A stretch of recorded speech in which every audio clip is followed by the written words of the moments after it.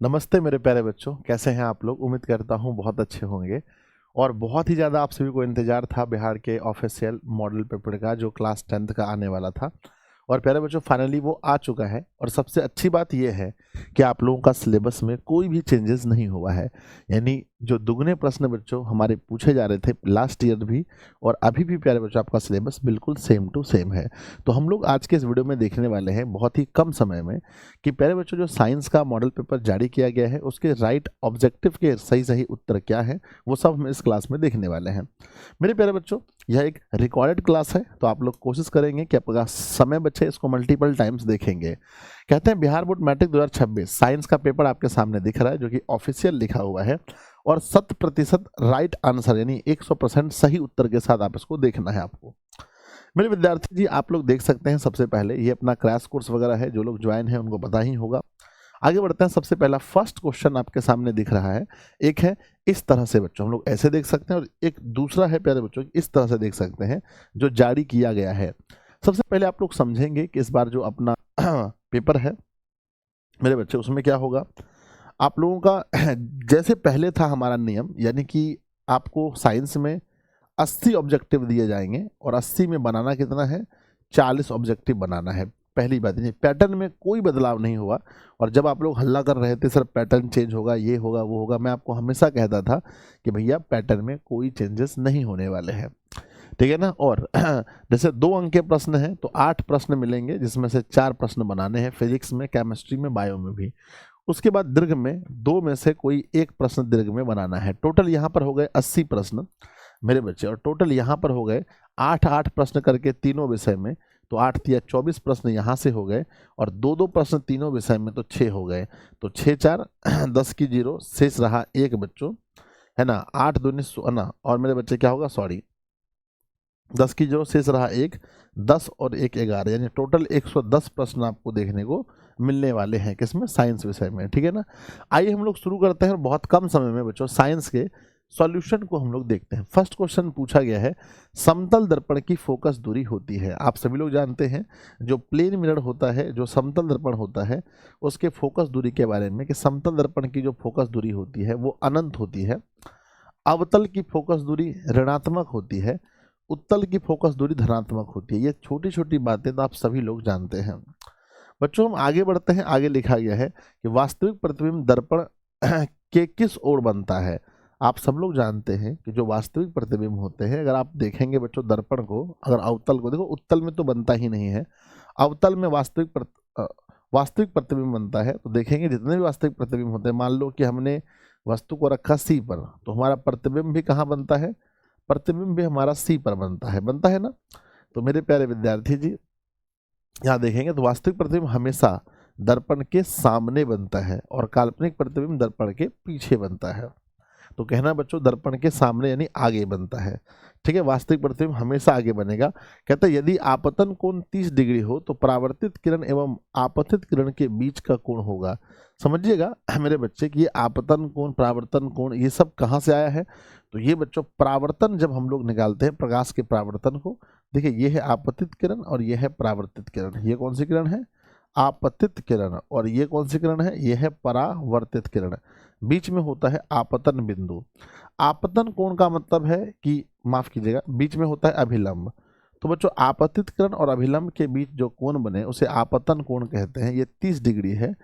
Question है तो परावर्तित किरण एवं आपतित किरण, परावर्तित किरण ये है, इसके बीच और इसके बीच का एंगल पूछा है। जैसा कि आप सभी लोग जानते हैं, इसके रूल को समझते हैं कि ये दोनों कोण बराबर होता है, यानी यहाँ परावर्तन कोण भी बनेगा 30। हमसे पूछा गया है आपतित किरण और परावर्तित किरण दोनों को मिलाकर इसके बीच क्या होगा, 30 और 30 को मिला देंगे तो आपका एंगल कितना होगा, तो मेरे बच्चे कुल एंगल आपका 60 हो जाएगा। तो ऑप्शन नंबर क्या होगा, डी आपका सही होगा, 60 डिग्री, ठीक है ना। चलिए चौथा नंबर क्वेश्चन देखेंगे। लगभग सारे प्रश्न बहुत आसान है, कोई भी स्टूडेंट इन प्रश्नों को बना सकते हैं, ठीक है ना। एक दर्पण पर आपतित प्रकाश की चाल सी है तो परावर्तित प्रकाश की चाल क्या होगी। देखिए आपको पता होना चाहिए कि जो परावर्तन का रूल होता है उसमें ना, परावर्तन जब होता है प्रकाश का तो प्रकाश की चाल में नो चेंज होता है। यानी प्रकाश की चाल, जैसे मान लो कि बच्चों यहाँ प्रकाश की चाल अगर आता है 20 किलोमीटर प्रति घंटा, तो यहाँ से वापस भी जाएगा 20 किलोमीटर प्रति घंटा। अगर सी आ रहा है तो वापस भी सी जाएगा, यानी कि प्रकाश के चाल में परावर्तन होने से प्रकाश के चाल में कोई परिवर्तन नहीं होता है। ठीक है ना, तो बच्चों यहाँ पर हमारा सी है तो सी ही हो जाएगा। ठीक है ना, अगला क्वेश्चन देखते हैं। नेक्स्ट हमारे सामने क्या है, गोली दर्पण में कहते हैं गोली दर्पण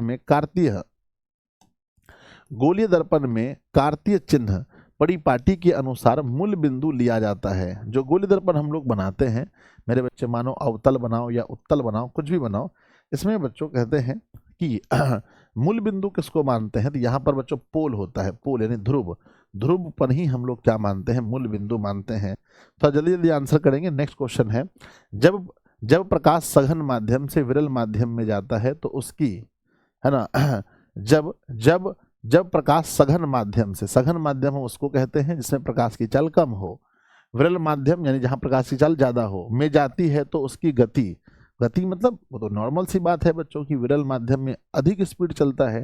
जैसे अगर मैं पूछूं आपके पास वायु है और आपके पास जल है, दोनों में विरल कौन सा है, तो जिसमें बच्चों प्रकाश की चाल अधिक है वो विरल है, अर्थात ये विरल है, और ये बच्चों क्या है, सघन है।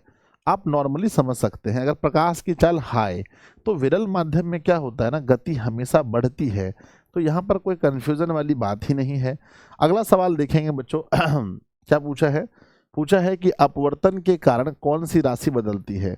देखो, जब भी अपवर्तन होता है मेरे बच्चे तो आवृत्ति चेंज नहीं होती है, कलर चेंज नहीं होता है।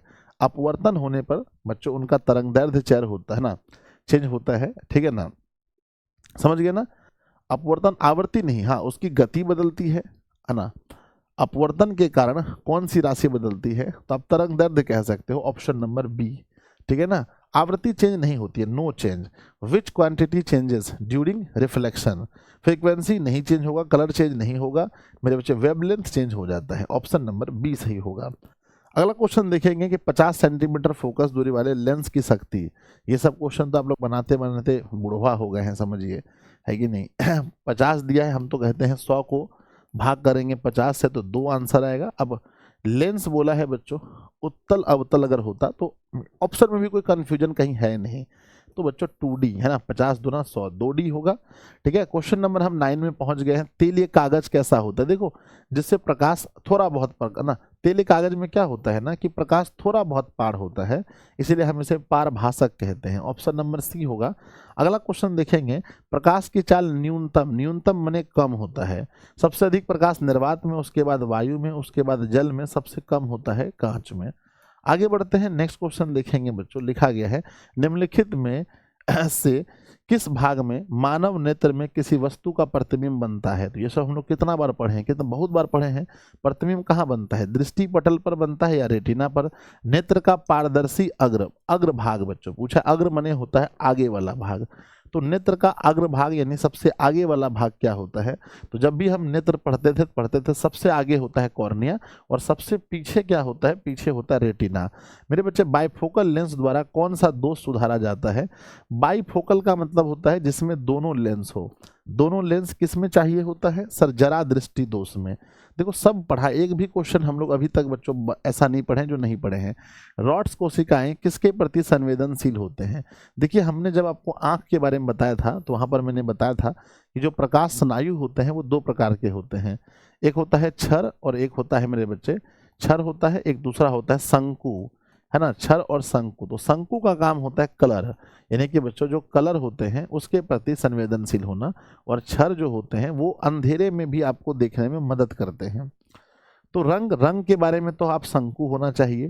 कहते हैं तेज रोशनी का कोई ऑप्शन ही नहीं होना चाहिए।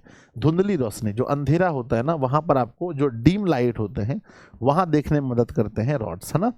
चलिए आपको 40 क्वेश्चन ही बनाने थे, है ना। ब्लाइंग स्पॉट में नहीं होता है, जो भी ब्लाइंग स्पॉट होते हैं, ब्लाइंग स्पॉट हम उनको कहते हैं जहां पर रॉड्स और कोन्स यानी कि शंकु, क्षर और शंकु जहां नहीं हो उसी को ब्लाइंड स्पॉट कहा जाता है। अगला सवाल है मेरे बच्चे, विद्युत फ्यूज विद्युत धारा के किस प्रभाव पर काम करता है। तो मेरे प्यारे बच्चों अगर आप लोगों ने रिकॉर्ड बैच से पढ़ा है या कहीं मतलब बहुत अगर प्रैक्टिस कर रहे तो पता होगा, विद्युत फ्यूज में क्या होता है ना, ज्यादा गर्मी होने से फ्यूज खराब होता है। तो विद्युत फ्यूज बच्चों ऊष्मा पर आधारित होता है ना। कई बार हमने बताया है इस मुद्दे पर। किस उपकरण में प्लस माइनस का चिन्ह नहीं होता है। निहायत हल्का क्वेश्चन है बच्चों, बहुत ज्यादा हल्का क्वेश्चन दिया गया है। तो कुंडली में।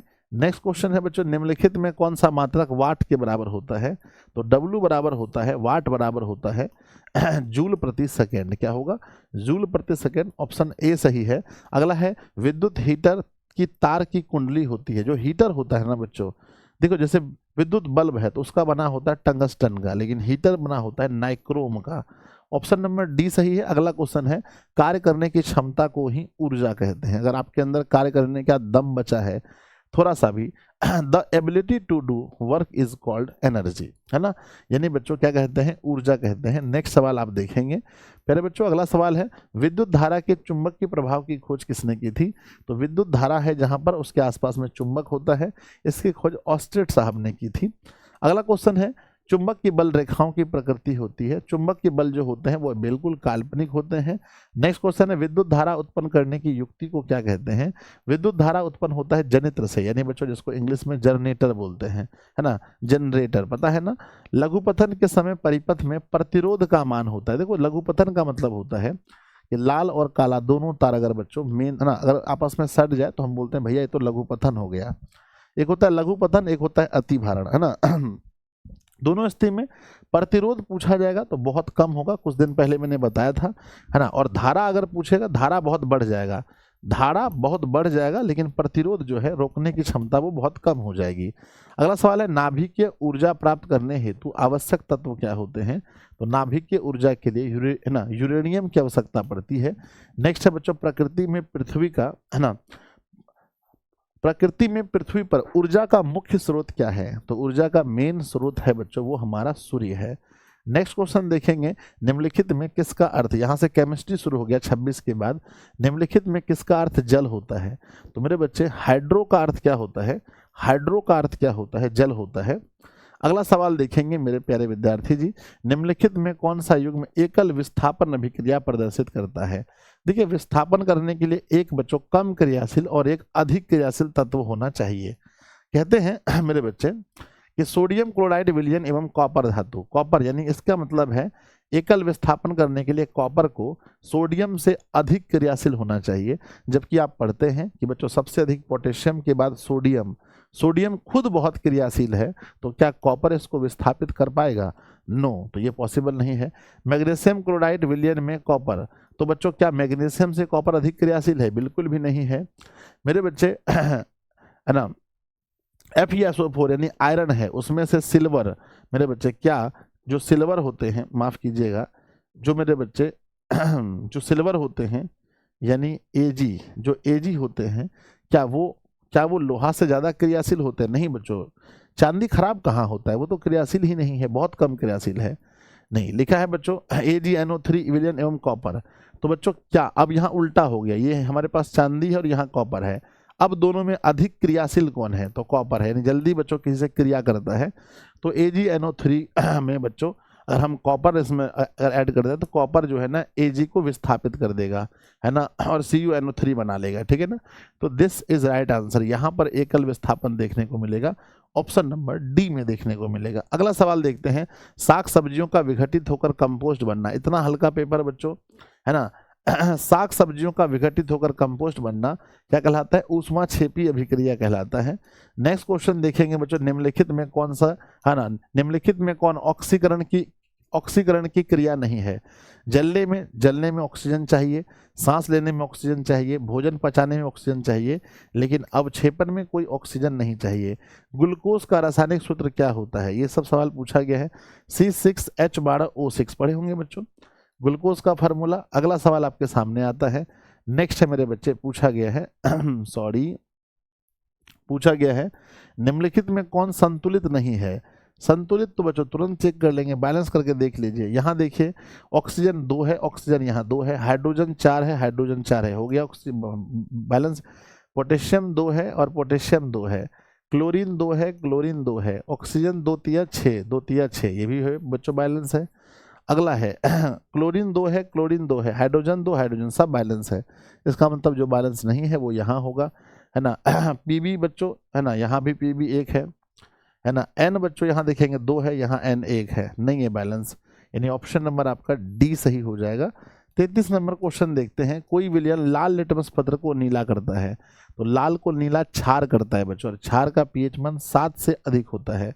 लाल को नीला कौन करते हैं, तो लाल को नीला करने वाले क्षार होते हैं, और इसका पीएच मान 7 से अधिक होगा। तो इसमें देखो ऐसे इसका ट्रिक भी है, ऐसे सवाल में देखेंगे ऑप्शन से ही पता चल जाता है। 7 से कम, अगर 7 से कम होने का होगा तो एक ही तो 7 से कम होता, अधिक होने का होगा तो एक ही तो अधिक होगा, ठीक है ना। अगला क्वेश्चन देखते हैं मेरे बच्चे, है ना। यशद पुष्प क्या होता है, यशद पुष्प का फार्मूला होता है मेरे बच्चे, ये जो फिलोसोफर्स वूल होता है इसका फार्मूला होता है ZnO, है ना। जिंक ऑक्साइड को ही यशद पुष्प कहा जाता है। निम्नलिखित में कौन चूने के पानी को दुधिया कर देता है, आप पढ़े होंगे कार्बन डाइऑक्साइड गैस जो होता है वो चूने के पानी को क्या कर देता है, दुधिया कर देता है। मधुमक्खी के डंक में निम्नलिखित में कौन शामिल होता है, देखिए मधुमक्खी के डंक में, चींटी के डंक में मेरे बच्चे जो होता है वो क्या होता है मधुमक्खी के डंक में, चींटी के डंक में होता है कौन सा अम्ल बच्चों, मतलब एक फॉर्मिक एसिड होता है, और फॉर्मिक एसिड का ही जो बच्चों मतलब ये है विज्ञान, ये है मतलब IUPAC नाम होता है, वो क्या होता है, वो होता है मेथिनोइक अम्ल। तो मेथिनोइक एसिड हो जाएगा option number. Plaster of Paris का रासायनिक सूत्र क्या होता है, आपको पता है प्लास्टर ऑफ पेरिस में आधा बाल्टी पानी लेना है, यानी आधा बाल्टी कहाँ पर है, यहाँ पर है, आधा पानी लेना है, हाफ H2O। अम्ल और क्षार आपस में मिलकर क्या बनाते हैं, अम्ल और क्षार आपस में मिलेंगे तो हमेशा लवण बनाएंगे। अगला सवाल मिला करके देखिएगा। अगला क्वेश्चन, निम्नलिखित तत्वों में संयोजी इलेक्ट्रॉन की संख्या सबसे अधिक किसमें होती है। संयोजी इलेक्ट्रॉन यानी कि जो बाह्यतम कक्ष में जो इलेक्ट्रॉन होते हैं, मैंने कुछ दिन पहले पढ़ाया है, उसी को संयोजी कहते हैं। सिलिकॉन की परमाणु संख्या 14 होती है, 2 8 4। एल्युमिनियम का 13 होता है, 2 8 3। सोडियम का 11 होता है, 2 8 1। और मेरे बच्चे है ना फास्फोरस का सोडियम हो गया, फास्फोरस का मेरे बच्चे 15 होगा, तो 2 8 5। तो सबसे बाह्यतम कक्ष में 5 है, तो सबसे अधिक फास्फोरस का होगा, ठीक है ना। अगला क्वेश्चन है मेरे बच्चों, क्यूपराइट निम्नलिखित में किस धातु का अयस्क है। तो क्यूपराइट तो बच्चों ये भी हम लोग पढ़े थे अभी एप्लीकेशन के अंदर, कॉपर का होता है। अगला क्वेश्चन देखते हैं, ऑक्सीजन की संयोजकता कितनी होती है। संयोजकता मतलब जो बाहरी कक्ष में है, अगर 4 से अधिक है तो उसको ऑक्सीजन की परमाणु संख्या होती है बच्चों 8, पहला 2 और फिर 6। हमने बताया संयोजकता कैसे निकलता है, संयोजकता का रूल है अगर ये 4 से अधिक है तो इसको 8 में माइनस कर दीजिएगा, तो मेरे बच्चे 2 हो जाएगा। तो ऑक्सीजन का है ना, ऑक्सीजन के बाह्यतम कक्ष में 6 इलेक्ट्रॉन और संयोजकता 2 होता है। अगला देखेंगे मेरे बच्चे, जल्दी आंसर कीजिएगा। गंधक की परमाणु संख्या होती है, गंधक जिसको इंग्लिश में हम सल्फर बोलते हैं ना, the atomic number of sulphur is, है ना। सल्फर बच्चों क्या होता है, सोडियम में देखेंगे तो सोडियम का 11, है ना, मैग्नीशियम का 12, एल्युमिनियम का 13, है ना, सिलिकॉन का 14, फास्फोरस का 15 और सल्फर का मेरे बच्चे 16।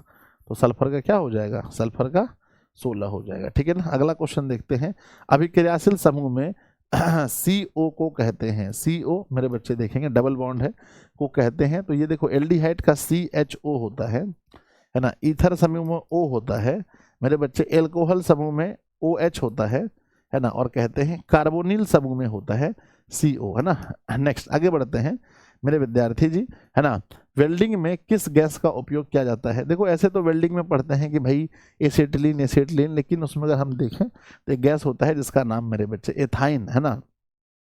मीथेन तो होगा नहीं, मीथेन इथेन तो नहीं होगा बच्चों, एथिन बचा एथाइन बचा, आई थिंक एथाइन होना चाहिए, ऑप्शन नंबर बी।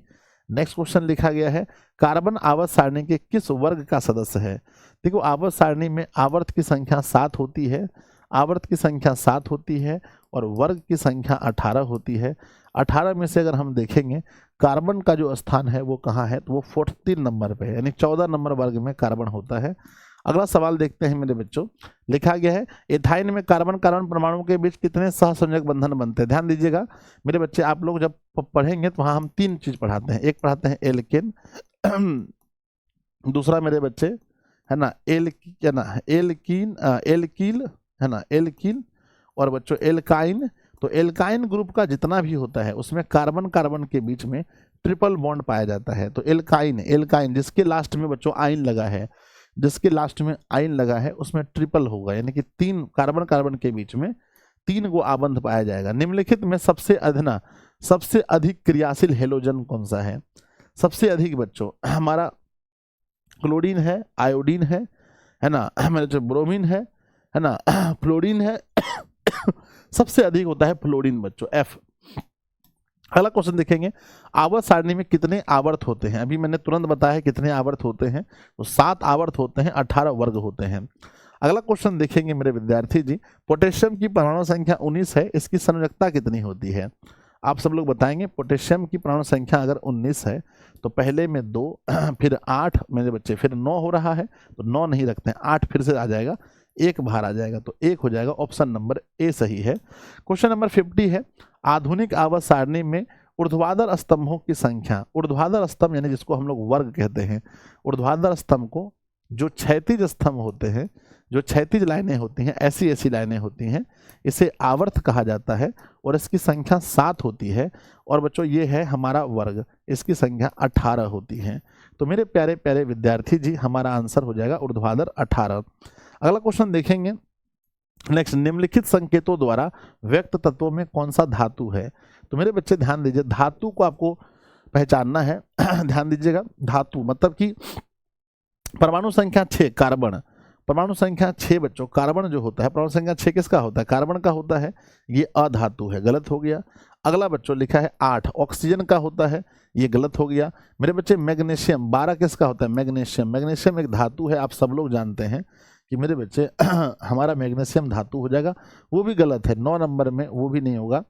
निम्नलिखित में से कौन वनों पर आधारित उद्योग है? वन से बच्चों पता है ना, जो कागज बनते हैं वो सब वन से बनते हैं। टिम्बर उद्योग, लाख उद्योग, ये लाख उद्योग क्या होता है? तो मेरे बच्चे में तो वन होना चाहिए, लाख उद्योग तो हम पहली बार सुन रहे हैं। अगला क्वेश्चन देखेंगे, सिंचाई के लिए पौधों के ठीक जड़ों के समीप जल पहुंचाने की तकनीक को क्या कहते हैं? मेरे बच्चे एक तकनीक है, केमिस्ट्री का सबसे लास्ट चैप्टर में हम लोग पढ़ेंगे, एक तकनीक है जहां पर पानी को जड़ तक पहुंचाया जाता है, जैसे टपकन सिंचाई बोलते हैं। क्या बोलते हैं? टपकन सिंचाई, जहां पर पानी को सीधा जड़ तक पहुंचाते हैं। उत्तराखंड में चिपको आंदोलन किस वर्ष हुआ था? तो वर्ष 1971 में हुआ था चिपको आंदोलन बच्चों, आपको पता होगा, सुंदरलाल बहुगुणे का बहुत रोल था। यहाँ से बायो स्टार्ट है और बायो सबसे आसान होता है, आपको पता है। कवक में पोषण की कौन सी विधि होती है? कवक जो होता है वो मड़ा सड़ा गला खाता है, तो मृत जीवी होता है। निम्नलिखित में कौन एक जैविक प्रक्रम द्वारा अपघटित होने वाला पदार्थ है? यानी बच्चों जो नॉर्मल प्रोसेस से जो समाप्त हो जाएगा, गल जाएगा, सड़ जाएगा, वो पदार्थ कौन सा है? पोलोथीन कभी नहीं सड़ता है बच्चों अपने हम से, रबर भी नहीं सड़ता है। जो मृत घास होते हैं, घास भूस अपने आप में 10-15-20 दिन में खत्म हो जाएगा। मनुष्य में पाचन क्रिया का आरंभ कहाँ से होता है? तो शुरू बच्चों मुख गुहा से होता है, हम पहले ही चैप्टर में पढ़ाए होंगे, है ना। नेक्स्ट है मेरे बच्चे, सजीवों में पाए जाने वाले जैव प्रक्रम। सजीव में क्या होता है? सजीव में पाए जाने वाले, सजीव में श्वसन होता है, पोषण होता है, प्रजनन भी होता है, ऑप्शन नंबर डी। लेकिन ये अनिवार्य वाला ये प्रक्रम नहीं है, बाकी 2 अनिवार्य हैं। अगला, किण्वन क्रिया होती है, तो मैंने बताया था किण्वन किसमें होता है? ईस्ट के अंदर किण्वन होता है। नेक्स्ट सवाल देखेंगे मेरे बच्चे, वायवीय शोषण क्रिया निम्नलिखित में किस गैस का प्रयोग होता है? तो वायवीय शोषण हम उस शोषण को कहते हैं जो ऑक्सीजन की उपस्थिति में होता है, ऑप्शन नंबर डी सही है। अगला है, कोशिकीय ईंधन किसे कहते हैं? तो मेरे बच्चे कहते हैं ग्लूकोज को क्या कहा जाता है? ग्लूकोज को कोशिकीय ईंधन कहते हैं। ये भी हमारा दूसरा चैप्टर सा है ना। पौधों में वाष्पोत्सर्जन मुख्यतः किस अंग से होता है? तो वाष्पोत्सर्जन तो बच्चों पत्तियों से होता है ना। नेक्स्ट क्वेश्चन आपके सामने आता है 63 नंबर सवाल। क्वेश्चन है, मानव हृदय किस तंत्र का भाग है? देखो हृदय क्या करता है? हृदय हमारे खून को पंप करता है, यानी वो बच्चों हमारा श्वसन का नहीं है बच्चों, माफ कीजिएगा। हृदय तो परिसंचरण का होता है, यानी खून बच्चों जाना आना, ठीक है। श्वसन के लिए क्या होता है? श्वसन के लिए फेफड़ा होता है। मेरे बच्चे पाचन के लिए क्या होता है? पाचन के लिए हमारा आहार नाल होता है। उत्सर्जन के लिए क्या होता है? उत्सर्जन के लिए हमारी किडनी होती है, जिसे वृक्क कहते हैं। अगला सवाल नंबर है बच्चों, निम्नलिखित में कौन रक्त को थक्का बनाने में सहायता करते हैं? रक्त को थक्का बनाने में फाइब्रिनोजेन नाम का एक प्रोटीन होता है जो हमारे रक्त में पाया जाता है ना मेरे बच्चे, वही हमें मदद करता है। या प्लेटलेट्स भी होता ऑप्शन में, तो सही होता है। पादप अपशिष्ट संचित होते हैं। पादप अपशिष्ट पत्ती में, छाल में, पत्ती में, कोशिकीय रिक्तियों में, सभी जगह होते हैं। बड़ा हल्का हल्का क्वेश्चन है, 40 ही बनाना है। एमिनो अम्ल के विखंडन से क्या बनता है? देखो एमिनो अम्ल के विखंडन से NH3 अमोनिया बनता है बच्चों, याद रखना। एमिनो अम्ल के विखंडन से अमोनिया बनता है। अगला सवाल है मेरे विद्यार्थी जी, वृक्क का प्रधान कार्य क्या है? जो वृक्क होते हैं, जो किडनी होते हैं, the main function of kidney, यानी किडनी का मेन फंक्शन क्या है? प्रजनन, बच्चा पैदा करना? बिल्कुल नहीं। पचाना? नहीं सर, पचाएगा किडनी का है। उत्सर्जन बच्चों, उत्सर्जन है ना। नेक्स्ट क्वेश्चन है, इनमें से कौन पादप हार्मोन है? पौधों में पाए जाने वाला हार्मोन। इंसुलिन मनुष्य में है, एस्ट्रोजन हार्मोन मनुष्य में होता है ना, थायरॉक्सिन हार्मोन मनुष्य में होता है, लेकिन साइटोकाइनिन पौधों में होता है। ऑप्शन। नेक्स्ट क्वेश्चन देखते हैं, फल पकाने वाला हार्मोन किसको बोलते हैं? तो जो एथिलीन हार्मोन होता है, इसको क्या बोलते हैं? फल पकाने वाला हार्मोन कहते हैं। अगला सवाल है मेरे बच्चों, मनुष्य में वृक्क तंत्रिकाओं की संख्या माफ कीजिएगा, कपाल तंत्रिकाओं की संख्या होती है। जो कपाल में नसें होती है वो 12 जोड़ी नसें होती हैं। कितनी होती हैं बच्चों? 12 जोड़ी नसें होती हैं कपाल तंत्र की संख्या। ओके गूगल, द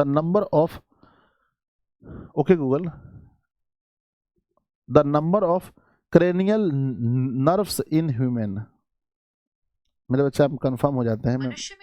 ठीक है, कंफर्म है बच्चों। नेक्स्ट आगे बढ़ते हैं, रुधिर चाप नियंत्रित होता है। जो रुधिर चाप होते हैं, जो ब्लड प्रेशर होते हैं, वो मेरे बच्चे किसके द्वारा नियंत्रित होते हैं? तो एड्रिनल के द्वारा होते हैं। ब्लड प्रेशर जो हमारी किडनी के ऊपर में एड्रिनल ग्रंथि होता है उसके द्वारा। अगला, हाइड्रा में प्रजनन किस विधि द्वारा होता है? तो हाइड्रा में जो प्रजनन होता है वो मेरे बच्चे मुकुलन विधि द्वारा होता है। आगे पढ़ेंगे हम लोग। आगे है, पुष्प का नर भाग क्या कहलाता है? तो पुष्प का नर भाग बच्चों, पुष्प में नर प्रजनन भाग पुंकेसर होता है और मादा को स्त्री केसर कहते हैं। अगला सवाल आपके सामने आ रहा है मेरे बच्चे, ध्यान दीजिए। शुक्राणु बनता है, शुक्राणु कहाँ बनते हैं? शुक्राणु देखो, महिला में गर्भाशय में बच्चों कुछ नहीं होता है, अंडाशय में अंडाणु बनता है। अंडाशय में क्या बनता है? अंडाणु बनता है। मूत्राशय में मूत्र का निर्माण होता है, मतलब मूत्र जमा होता है, यहाँ वृषण हो जाएगा। वृषण टेस्टिस के अंदर बच्चों, कहाँ बनता है? टेस्टिस के अंदर। जीवों के उत्पत्ति के पहले पृथ्वी पर निम्नलिखित में क्या नहीं था? ये तो बच्चों जीके वाला क्वेश्चन हो गया कि जीवों की उत्पत्ति के पहले पृथ्वी में ऑक्सीजन नहीं था, यानी O2 नहीं था। अगला क्वेश्चन है मेरे बच्चे, है ना, ये क्या लिखा है? आर्कियोपेडिक्स के संबंध में निम्नलिखित में कौन सा कथन सत्य है? ध्यान दीजिए, ये बच्चों हमारे ये जो हम लोग क्लास 10th में पढ़ते हैं बायोलॉजी, ये क्वेश्चन मैंने पहली बार देखा है भाई कि ये जो आर्कियोपेडिक्स है इसके बारे में क्या सही है। ऐसे बच्चों गूगल करके देखोगे तो यह एक जीवाश्म है। इसके जबड़ों के दांत, उंगलियों के नख थे, इसमें डेने तथा पंख विद्यमान थे, तो सभी हो जाएगा। खैर ये क्वेश्चन हम लोग के मतलब हम लोग जो पढ़ते हैं उसके बाहर है। अगला, निम्नलिखित में कौन से प्राणी अपना लिंग बदल सकते हैं? तो घोंघा जो होता है वो अपना लिंग बदल सकता है। मेरे बच्चे तो अजीब है, अगर हम लोगों में लिंग बदलने का गुण होता तो समझिए क्या होता है ना। अगला क्वेश्चन देखते हैं निम्नलिखित में से कौन पर्यावरण के अंतर्गत आता है? जल मंडल, वायुमंडल, स्थल मंडल, ये सब क्या है? ये सब तो पर्यावरण के अंदर ही आता है मेरे बच्चे। अगला क्वेश्चन देखेंगे, मैदानी पारिस्थितिक तंत्र में मेढक, जो मेढक होते हैं वो किस प्रकार के उपभोक्ता होते हैं? देखो, सबसे पहले मैदान में देखेंगे तो बच्चों कोई पौधा है, पौधा हमेशा होता है मेरे बच्चे उत्पादक। पौधे को कोई कीड़ा खा लिया तो वो बन गया प्रथम उपभोक्ता, कीट खा लिया तो वो बना प्रथम उपभोक्ता। और मेरे बच्चे कीट को फिर मेढक खा लिया तो मेढक बन जाएगा द्वितीयक उपभोक्ता। और मेढक को सर्प खा लेता है, सांप, मेरे बच्चे ये होता है तृतीयक उपभोक्ता। तो सर्प होता है तृतीयक उपभोक्ता, प्रथम उपभोक्ता में होता है कीट और मेढक द्वितीय उपभोक्ता होगा, तो ऑप्शन नंबर बी है ना। नेक्स्ट क्वेश्चन देखते हैं मेरे बच्चे, लास्ट है, निम्नलिखित में से कौन एक जैव अनिम्नीकरणीय पदार्थ है? यानी जो गलने वाला नहीं है, सड़ने वाला नहीं है। कागज गल जाएगा, सड़ जाएगा। वाहित मल बच्चों, जो मलमूत्र होते हैं, पेशाब वगैरह, ये सब खत्म हो जाता है। लेकिन डीडीटी का जब छिड़काव करते हैं हम लोग, जो बोतल होता है घर में, बहुत कचकढ़ा टाइप का होता है, वो कभी खत्म ही नहीं होता है घर में। कभी जिनके पापा किसान होंगे, जिनके घर में खेती होती है, उनको पता होगा। तो मेरे बच्चे बताना आप लोग कि 80 में से आप लोगों ने कितना सही किया है। मुझे पूरा भरोसा है कि आप लोग कम से कम 80 में से 50 सही जरूर किए होंगे, जबकि आपको परीक्षा में 40 क्वेश्चन ही बनाने थे। कितने बनाने थे? 40 ही बनाने थे, उससे अधिक नहीं। बाकी सब्जेक्टिव भी अच्छा क्वेश्चन पूछा गया है, ऐसा पूछा आप बना सकते हैं, बहुत इजी। आवर्धन किसे कहते हैं मैंने बताया है मेरे बच्चे, मैग्निफिकेशन पढ़ाया है, प्रतिबिंब की ऊंचाई और वस्तु की ऊंचाई के अनुपात को। अवतल लेंस को अपसारी क्यों कहते हैं? क्योंकि यह किरणों को क्या करता है? अपसारित करता है, तो 2 हो गया। पार्श्विक विस्थापन से क्या समझते हैं? मैंने पढ़ाया है बच्चों पार्श्विक विस्थापन। एक कांच का मैंने बॉक्स बनाया था, मैंने बताया था भाई आ रही है किरणें, फिर परावर्तित हो रही हैं, फिर परावर्तित हो रही हैं, इसके बीच में क्या होता है? इसके बीच में मेरे बच्चे कौन सा होता है, इसके बीच में अगर हम देखेंगे इसके बीच की लंबवत दूरी को पार्श्विक विस्थापन कहते हैं। विद्युत धारा की प्रबलता की परिभाषा, ये चैप्टर अभी हम लोग पढ़ाने वाले हैं। विद्युत धारा के ऊष्म प्रभाव किन कारणों पर निर्भर करता है, ठीक है, तो अभी पढ़ाने वाले हैं, जो लोग रिकॉर्डेड से पढ़े उनका ये क्वेश्चन बनेगा। विद्युत चुम्बकीय पैटर्न मैक्सवेल का, ठीक है ना। ऊर्जा का अच्छा स्रोत क्या होता है मेरे बच्चे, ऊर्जा का अच्छा स्रोत क्या है, जो भाई जो मतलब कि कम धुआं उत्पन्न करे, जो सस्ता हो, ये सब क्या है, ऊर्जा के अच्छे स्रोत हैं, ठीक है ना। चलो, तो ये 8 क्वेश्चन दिए गए हैं। और दीर्घ में देखें तो दीर्घ में किरण आरेख की मदद से उत्तल और अवतल लेंस के प्रथम और द्वितीय फोकस को समझाइए। यानी बच्चों किरण खींच करके आपको बताना है कि उत्तल और अवतल में जो फोकस कहाँ बनता है। तो उत्तल में क्या होता है, जो किरणें यहाँ पर बच्चों आती हैं, यहाँ से अपवर्तन के बाद जहाँ मिलती हैं, ये बच्चों हमारा फोकस होता है। अवतल में अगर हम फोकस देखें मेरे बच्चे, अवतल में अगर हम फोकस देखें तो किरणें हमारी बच्चों जो जाती हैं तो वो तो ऐसे बाहर निकल जाती हैं, लेकिन इसका काल्पनिक फोकस यहाँ बनाते हैं। तो प्यारे बच्चों इस प्रकार से आपको बना करके यहाँ दिखाना था। ये अवतल का बन गया, ये उत्तल का बन गया, दो फिगर बनाना था बच्चों, ठीक है ना। ये हमारा फोकस। नेक्स्ट है अगला हमारा क्वेश्चन क्या है, अगला केमिस्ट्री में है संयोजन अभिक्रिया। मेरे बच्चे जब दो मिलकर के बनाते हैं एक या एक से अधिक, तो संयोजन। विकृत गंधिता हमने बताया, जब भोजन हमारा खराब हो जाता है तो विकृत है ना, खारा जल को मृदु जल बनाने में सोडियम कार्बोनेट का उपयोग बताना है ना। आश्रित जल विद्युत चालन में नहीं होता है। भर्जन की क्रिया है ना, पेंटेड में स्वावयव की संरचना और धातुओं में इलेक्ट्रॉन त्याग कर धनायन की प्रवृत्ति होती है, क्यों, ठीक है ना, ये बताना है गुण, है ना। नेक्स्ट क्वेश्चन हमारा आता है अगला, है ना, वन्य जीव के संरक्षण के विभिन्न उपाय को बताना है कि वन्य के जीव जो है उसको आप कैसे बचाएंगे। अगला हमारा दीर्घ में यहाँ जो क्वेश्चन पूछा है, प्राकृतिक सूचक क्या है, जो हमने बताया बच्चों प्राकृतिक सूचक के विषय में, या नहीं तो भौतिक एवं रासायनिक गुण के आधार पर धातु अधातु में अंतर लिखें। यही हम लोग सोच रहे थे, यही आने वाला है। और ये बच्चों देखो कितना अच्छा से हम लोग पढ़े हैं, तो कोई दिक्कत नहीं होने वाला। बायोलॉजी में देखेंगे तो दीर्घ रोम क्या होता है ना। स्टोमाटा क्या है बच्चों, स्टोमाटा मतलब वही रंध्र जो होते हैं उसके बारे में पूछा गया है, स्टोमाटा। नेक्स्ट क्वेश्चन पूछा गया है एक कोष के जीवों में उपापचयी अपशिष्ट, है ना। डायलिसिस क्या है, मैंने बताया है बच्चों की जब जो रक्त होता है बच्चों, जब किसी मनुष्य का वृक्क मतलब खराब हो जाता है, तो एक बहुत ही आधुनिक मशीन है जिसका नाम है ना बच्चों क्या नाम है, डायलिसिस मशीन है। और उसके द्वारा जब खून को साफ किया जाता है तो हम उसे क्या बोलते हैं, हम उसे डायलिसिस कहते हैं, उस प्रोसेस को डायलिसिस कहते हैं। पुमंग और जायांग में का क्या कार्य है, तो जो भी जनन चैप्टर पढ़ेंगे तो वहां देखेंगे। न्यूरोट्रांसमीटर क्या है, समजात अंग और अपरूप में क्या होता है, ये लिखा गया। नेक्स्ट क्वेश्चन पूछा गया है उत्पादक से आप क्या समझते हैं। जो बच्चों सूर्य की रोशनी से ऊर्जा प्राप्त करते हैं वो क्या है ना, सूर्य की रोशनी से जो सीधे ऊर्जा प्राप्त करते हैं वो उत्पादक होते हैं। उसके बाद जो करते हैं, फिर दीर्घ में देखते हैं क्या पूछा है, दीर्घ में क्या पूछा है, पोषण क्या है, जीवों में होने वाले विभिन्न प्रकार के पोषण पढ़ाया गया है बहुत अच्छे से, ठीक है ना। लैंगिक तथा अलैंगिक जनन में कोई 5 अंतर लिखिए, ये चैप्टर अभी हमारा नहीं हुआ है, ठीक है ना। तो प्यारे बच्चों कोई दिक्कत नहीं है, बहुत अच्छा पेपर है, बहुत शानदार है। और जो भी बचा हुआ है उसको हम लोग 5 तारीख के बाद हम लोग कवर कर लेंगे, ठीक है ना। तो एकदम तैयार रहिएगा आप सभी लोग कि 5 तारीख के बाद कवर करने के लिए, ठीक है ना। तो मेरे प्यारे विद्यार्थी जी कैसा रहा, इसमें से कितने क्वेश्चन आपने बनाए मुझे कमेंट बॉक्स में जरूर लिखिएगा, है ना। सभी बच्चे मेरे प्यारे बच्चे, है ना, कमेंट बॉक्स खुला रहेगा, उसको जरूर भरना है, आपको बताना है कि आपका कैसा रहा, ठीक है। और अपने सभी दोस्तों के पास भी शेयर कीजिएगा। नेक्स्ट प्यारे बच्चों एसएसटी का पेपर मनीष सर कराएंगे। मेरी जो नेक्स्ट वीडियो आने वाली है वो 3 विषय का बचा है, मैथ का, है ना, उसके बाद हिंदी का और संस्कृत का। तो प्यारे बच्चों बहुत ही जल्दी आपको मैथ, हिंदी, संस्कृत का वीडियो देखने को मिल जाएगा, आपको रूटीन बता दिया जाएगा कब आपको मिलेगा, ठीक है। मिलते हैं फिर हम अगली वीडियो में, आप लोग कमेंट जरूर कीजिएगा। धन्यवाद बच्चों।